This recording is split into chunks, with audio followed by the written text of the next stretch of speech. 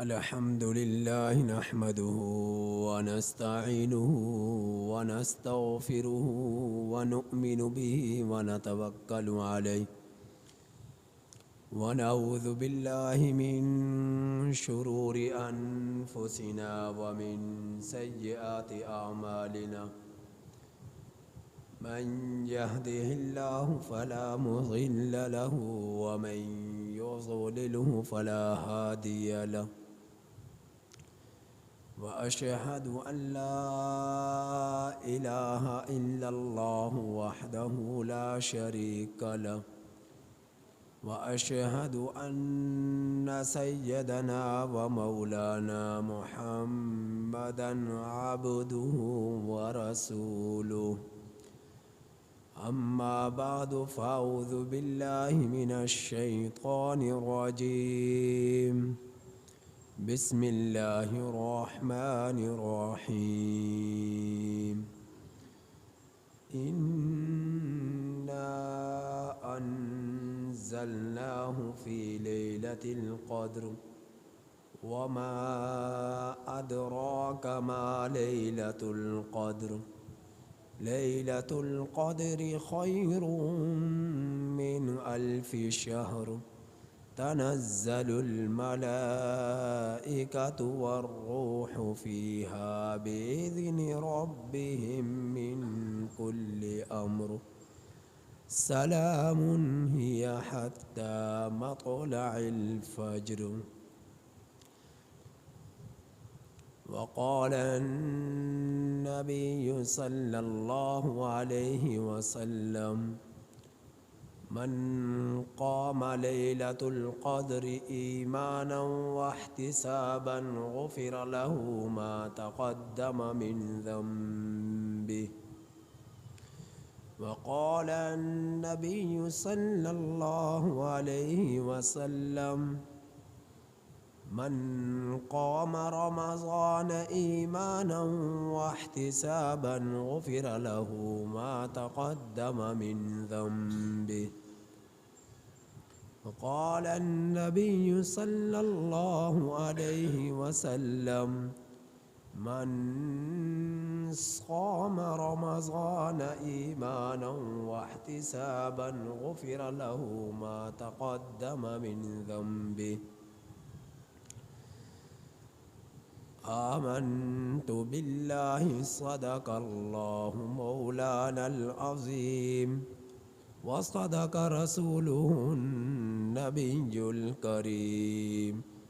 ونحن على ذلك لمن الشاهدين والشاكرين والحمد لله رب العالمين.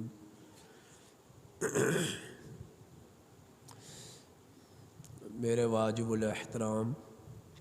عزیز سامعین حضرات، اللہ جل جلالہ سے بڑھ کر اس کائنات میں کوئی اور ہستی یا کوئی اور ذات نہیں ہے، نہ تو معاف کرنے کے اعتبار سے، نہ تو نرمی کے اعتبار سے، نہ غصے کے اعتبار سے، نہ ہی ہر چیز کو اپنے علم میں رکھنے کے اعتبار سے قادر مطلق ذات، علیم ذات، خبیر ذات، حکیم ذات، قدیر ذات، حفیظ ذات اللہ کی ہے۔ اللہ کے سوا کوئی قادر مطلق نہیں ہے، اللہ کے سوا کوئی حاجت روا نہیں ہے، اللہ کے سوا کوئی مشکل کشا نہیں ہے،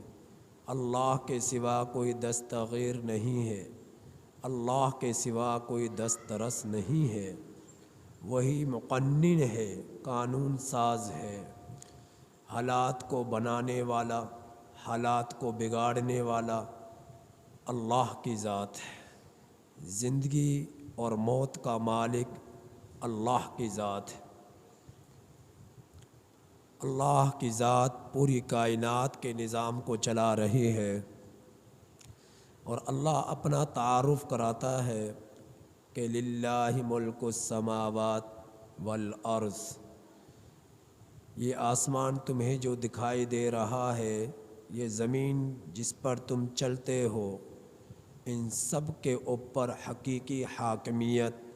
حقیقی بادشاہت اللہ کی ہے۔ لہ الملک، اسی کے لیے بادشاہت ہے، وَلَہ الحمد، اسی کے لیے تعریفیں ہیں۔ الحمدللہ رب العالمین،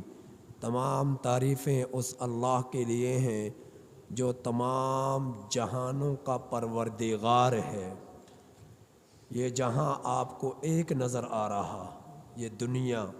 دنیا کی چمک، یہ دنیا کی رونقیں، یہ دنیا کی بہاریں، یہ دنیا کی عارضی مٹ جانے والی خوشیاں، خوشحالیاں، یہ چمک، یہ دمک، یہ آپ کو بظاہر آپ کی آنکھوں کی حد جتنی ہے اتنی مسافت میں جو کچھ نظر آ رہا ہے،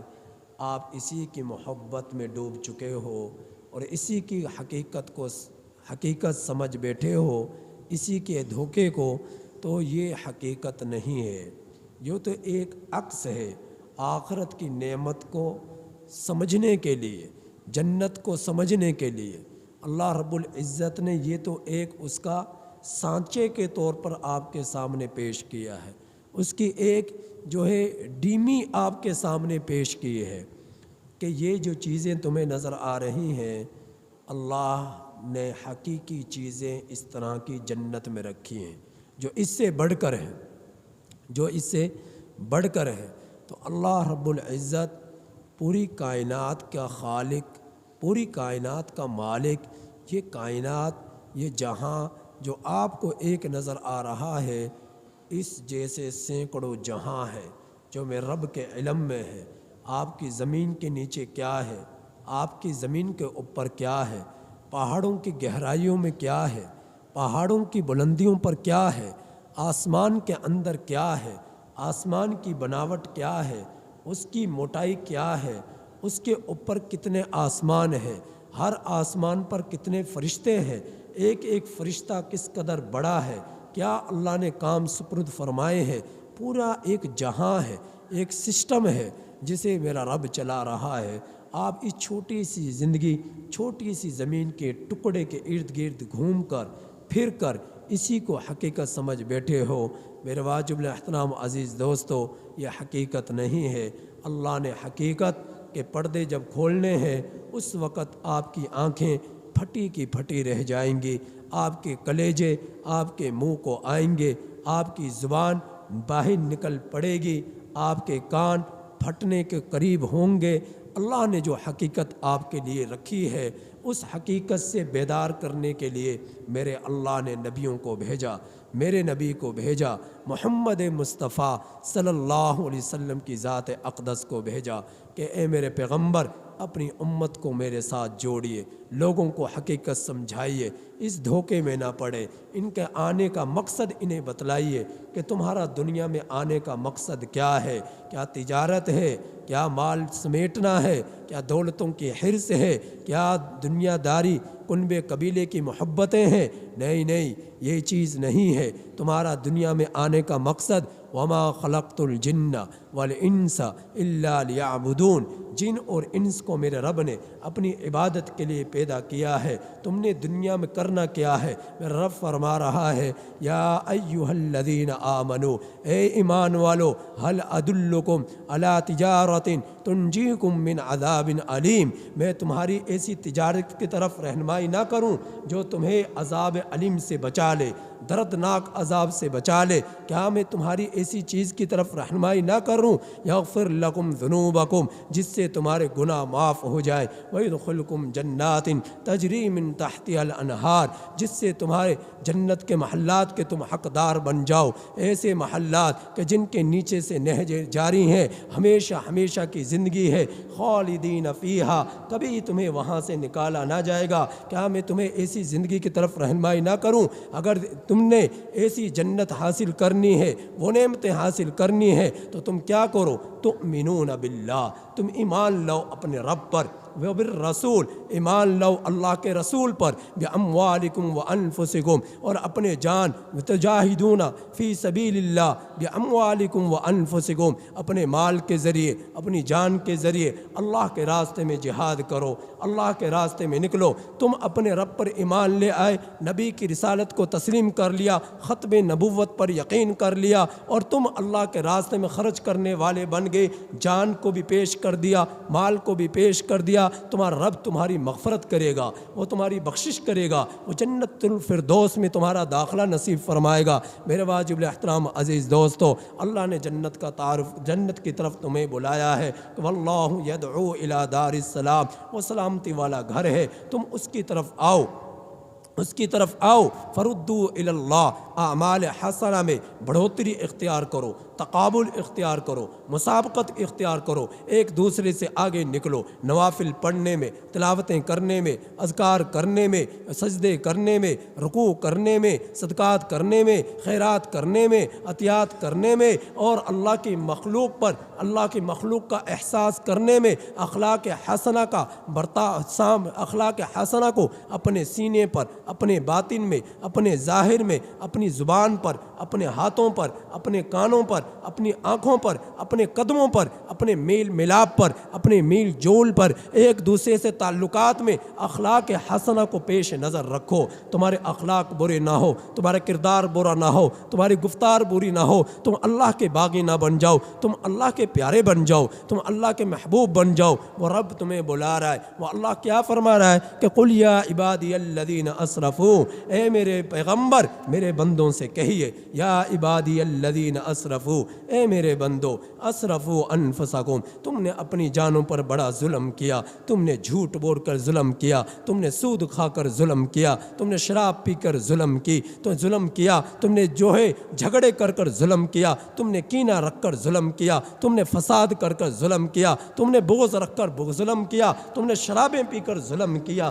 تم نے جو ہے چوریاں کر کر ظلم کیا، تم نے ڈاکے ڈال کر ظلم کیا، تم نے اللہ کی زمین کو گندا کیا ہے، اللہ کی نافرمانی کی ہے، اپنے رب کے باغی بنے ہو۔ اے نافرمان شخص، تو نافرمانی کرتا ہوا 40 سال گزر گئے، 50 سال گزر گئے، 80 سال گزر گئے، 100 سال گزر گئے، تیرا رب تجھے پکار رہا ہے، تیرا رب تجھے بلا رہا ہے کہ قل یا عبادی الذین اسرفوا علی انفسہم لا تقنطوا من رحمت اللہ۔ کوئی مسئلہ نہیں، 40 سال تو نے گناہ کیے، اب صدق کے دل سے توبہ کر لے، معافی مانگ لے، استغفار کر لے، اپنے رب سے بخشش کی دعا کر لے۔ اللہ تجھ سے، اللہ کی رحمت سے نا امید نہ ہو جانا، اللہ کی رحمت سے دور نہ ہو جانا، وہ رب کی رحمت تیرے قریب ہے، تو ذرا رحمت کو قبول کرنے والا تو بن، رحمت کے سائے تلے آنے والا تو بن، تو اپنے رب کو پکار تو صحیح، دیکھ تیرا رب تیری پکار کو سنے گا، دیکھ تیرا رب تیری فریاد کو سنے گا، دیکھ تیرا رب تیری عبادات کو قبول کرے گا، دیکھ تیرا رب تیری تلاوت قرآن کو سنے گا۔ تو اپنے رب کے سامنے خشیت اختیار کر، تو اپنے رب کے سامنے عجز اختیار کر، تو اپنے رب کے سامنے انکساری اختیار کر، تیرا رب تیری فریاد کو سنے گا۔ آج دنیا سے تم مانگو، تیوریاں چڑھ جاتی ہیں، غصہ آ جاتا ہے، کسی سے قرض مانگو، فون بند کر دیتے ہیں، قرض لینے کے لیے جاؤ، گھر سے دور ہو جاتے ہیں، چھپ جاتے ہیں، جھوٹ بولا جاتا ہے۔ تیرا رب کہہ رہا ہے تم مجھ سے مانگ تو صحیح، وَإِذَا سَأَلَكَ عِبَادِي أَنِّي فَإِنِّي قَرِيب، تو مجھ سے مانگ، میں تیرے قریب ہوں، میری رحمت تیرے قریب ہے۔ اور اللہ فرما رہا ہے کہ تو مجھ سے مانگ، میں تیرے قریب ہوں، تو مانگے گا میں تجھے دوں گا۔ کتنا قریب ہوں، نحن اقرب الیہ من حبل الورید، تیری شاہ رگ سے بھی زیادہ تیرے قریب ہوں، تو مانگ تو صحیح۔ آج دنیا والوں سے مانگنا ہمارے لیے آسان ہو گیا، رب سے مانگنا ہمارے لیے مشکل ہو گیا۔